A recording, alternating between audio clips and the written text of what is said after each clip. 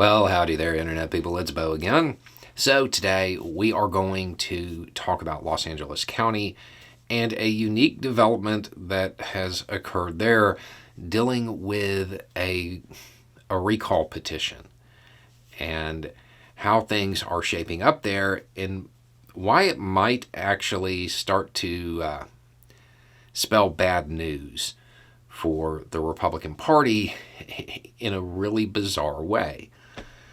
So, the LA County District Attorney, George Gascon,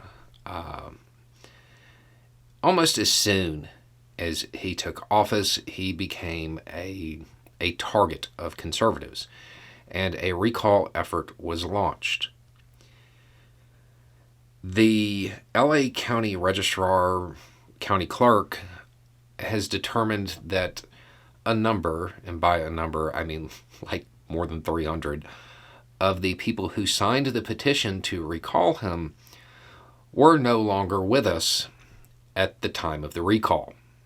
They are suggesting that people who were deceased had their names used on this petition.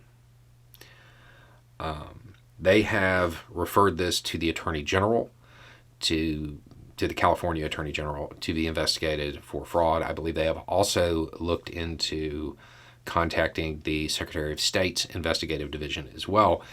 This is a second petition. There was another one that also had a bunch of signatures from people who are no longer with us, involving a completely different matter. So it appears that, at least by the county clerk's assessment, there's been some issues and some fraud related to these petitions. Now, the campaign involved with the recall, they have said they have nothing to do with it, denied all wrongdoing. In fact, they seem to have alleged that perhaps this is the county clerk.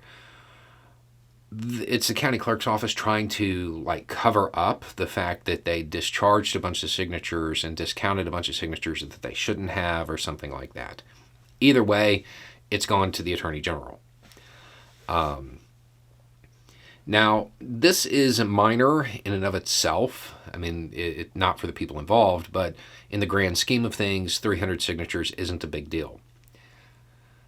At the same time, it's part of a trend where you are starting to see more and more conservatives or people affiliated with the Republican Party, causes linked to the Republican Party, engage in things that they would probably call voter fraud.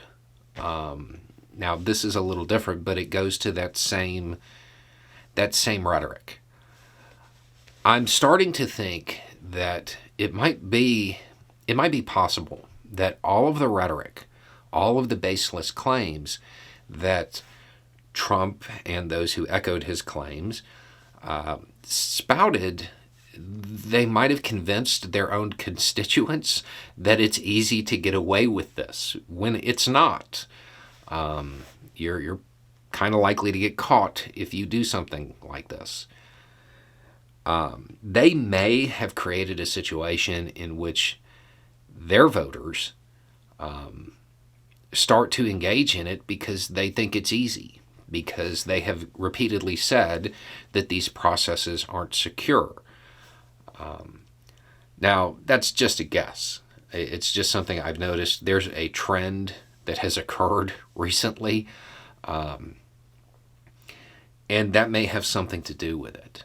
But this is a case out in California that, as it progresses, I have a feeling there's going to be a lot of fallout from it in different ways. There may be maybe the companies that get involved with circulating these kinds of petitions are going to have issues. I don't think that this is just going to go to the Attorney General's office and nothing happen. I feel like you're going to see this material again. Anyway, it's just a thought. Y'all have a good day.